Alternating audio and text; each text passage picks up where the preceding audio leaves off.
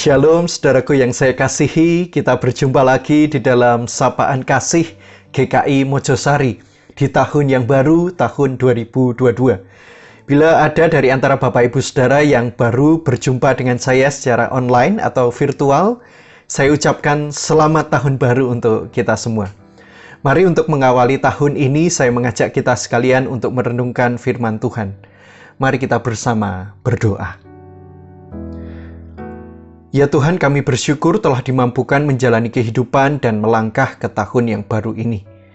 Biarlah sama seperti kesempatan dan waktu yang baru ini, kami pun memperbarui diri kami. Dan saat ini kami rindu untuk kembali menerima bekal dari Tuhan melalui kebenaran firman-Mu. Biarlah apa yang Kau taburkan ini bertumbuh dan berbuah di dalam kehidupan kami. Demi Kristus, Tuhan Sang Pemelihara kami. Amin. Bapak Ibu Saudara yang saya kasihi dalam Tuhan, di dalam sebuah momen pergantian tahun atau bahkan dalam momen ulang tahun yang pernah kita lewati, ada sebuah tradisi populer yang biasanya kita lakukan, yaitu make a wish. Ya. Di depan lilin yang masih menyala, kita kemudian berdoa dengan hening, mengungkapkan syukur kita dan permohonan kita kepada Tuhan.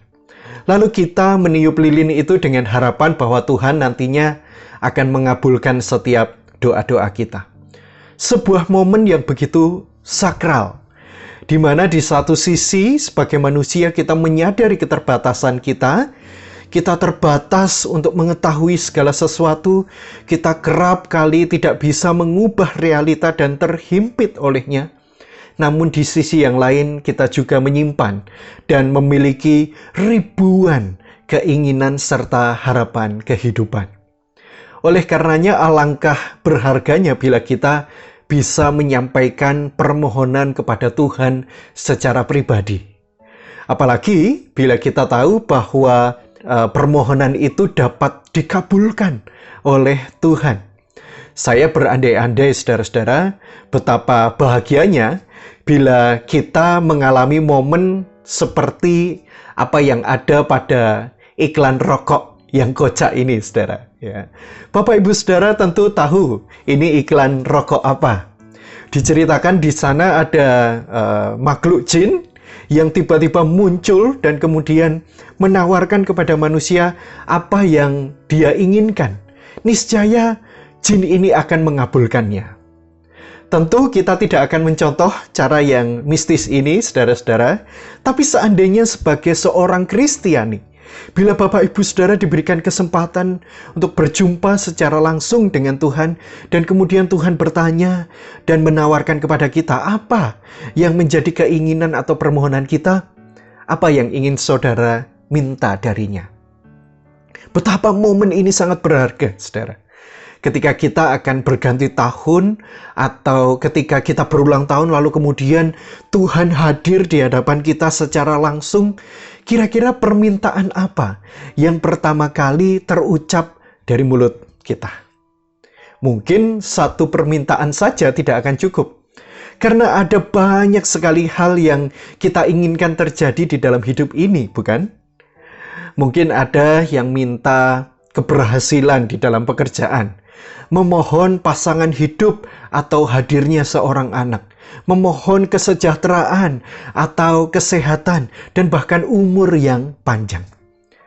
Apapun yang kita minta, saya percaya tentu kita semua menganggap hal itu adalah hal-hal yang berharga dan penting bagi diri kita semua.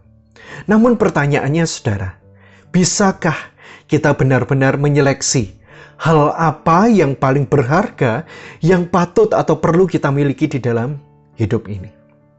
Di awal tahun ini, saudaraku, firman kita di dalam 1 Raja-Raja pasalnya yang ketiga membimbing kita bagaimana semestinya kita menjawab pertanyaan ini. Suatu kali Tuhan berjumpa dengan Salomo di dalam mimpinya, dan berfirmanlah Tuhan kepada Salomo, "Mintalah apa yang hendak kuberikan kepadamu." Lalu kemudian Salomo ini menyadari keberadaannya dan berkata kepada Tuhan bahwa apa yang dia miliki saat ini bukanlah karena jasa-jasanya. Semata-mata semuanya itu dapat ia miliki karena kesetiaan dan rahmat Allah terhadap Daud, ayahnya. Daud yang mengikuti Allah seumur hidupnya di dalam kebenaran, keadilan, dan kejujuran, dan Allah pun juga dengan setia menggenapi janjinya itu kepada Daud. Daud memberikan suatu teladan yang baik supaya Salomo ini juga mengasihi Allah dengan segenap jiwa dan segenap hatinya. Begitu pula kesempatan untuk memimpin bangsa yang besar seperti bangsa Israel ini. Itu juga merupakan anugerah baginya. Israel yang adalah umat pilihan dan umat kepunyaan Allah, maka ia pun juga dipanggil untuk menjadi pemimpin atas bangsa Israel dan menggembalakan mereka, memimpin mereka seturut kehendak Allah. Dia menyadari bahwa ia tidak boleh memerintah berdasarkan kehendaknya sendiri. Dia juga sadar akan keterbatasan dan kemampuannya sebagai seorang pemimpin. Dan dari sekian banyak yang dapat ia minta dari Tuhan, saudara. Entah itu kekayaan, jabatan, kebahagiaan, kedamaian, dan sebagainya itu, ia memilih kebijaksanaan sebagai yang terutama. Dengan penuh kerendah hatian, saudaraku, Salomo ini berkata di ayatnya yang ke-9. Maka berikanlah kepada hambamu ini hati yang faham untuk menimbang perkara, untuk menghakimi umatmu dengan dapat membedakan antara yang baik dan yang jahat. Sebab siapakah yang sanggup menghakimi umatmu yang sangat besar ini? Dengan permohonan ini secara tidak langsung dia bukan lagi berdoa bagi dirinya sendiri, saudara, tetapi juga bagi bangsanya. Supaya bangsa Israel ini semakin hidup di dalam kebenaran dan mendekat kepada Allah serta mengenal Tuhan mereka. Supaya setiap keputusan apapun yang Salomo buat nantinya itu berdasarkan kehendak Tuhan sehingga mendatangkan rahmat Allah dan damai sejahtera bagi banyak orang. Supaya kemuliaan Tuhanlah yang dinyatakan, bukan kebanggaan atau kepuasan dirinya semata sebagai manusia. Di dalam ayatnya secara lebih lanjut, di dalam bacaan kita, gitu ya, di ayat 13 dan 14 di sana secara luar biasa, saudara, bahkan Tuhan menambahkan segala hal yang dia tidak minta, saudara. Bahkan Tuhan juga mengatakan di sana bahwa tidak akan ada lagi raja yang seperti engkau. Wah, luar biasa sekali. Saudaraku kekasih Tuhan, apa yang sudah atau akan kita doakan di awal tahun ini? Apa yang kita minta darinya? Tidak salah tentu bila kita berdoa supaya Tuhan menyertai kita, supaya kita beroleh berkat senantiasa di dalam keluarga kita, usaha kita, bisnis, pekerjaan kita, maupun hal-hal yang terbaik yang kita harapkan terjadi di dalam hidup kita. Namun janganlah kita semua lalai atau lupa, saudara, bahwa segalanya itu tidak akan bermakna tanpa adanya hikmat. Hikmatlah yang akan memampukan kita untuk menjalani hari demi hari dengan baik. Hikmatlah yang akan menuntun kita pada kebenaran yang sejati. Dan hikmatlah yang akan memampukan kita untuk hidup berkenan bagi Tuhan.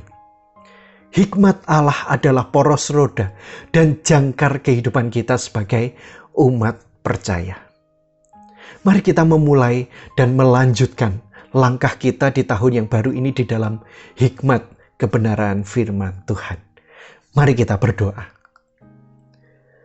Tuhan, berikanlah kami hikmat-Mu supaya kami dapat mengerti akan kehendak-Mu. Kiranya kami mengetahui apa yang Tuhan inginkan dan apa yang semestinya kami kerjakan di dalam kehidupan ini. Kami yang sepekan lalu telah mengakhiri tahun 2021, biarlah saat ini kami memulai tahun 2022 ini dengan hikmat dan tuntunan Tuhan. Inilah seru dan permohonan kami ya Allah. Di dalam nama-Mu, Tuhan kami, Yesus Kristus, kami telah berdoa. Amin. Tuhan memberkati kita.